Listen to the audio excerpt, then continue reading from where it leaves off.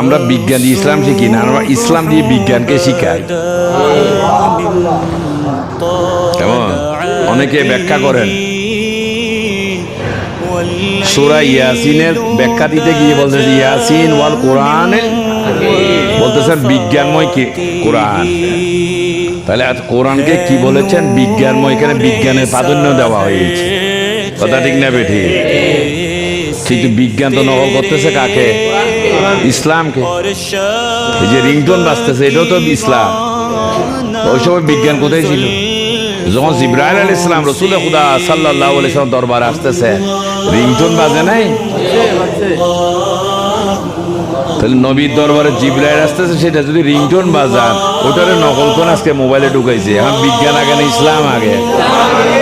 কেন বিজ্ঞানের শুরুতে আবার চাইলে? প্রত্যেকটা বিষয়গুলো দেখেন।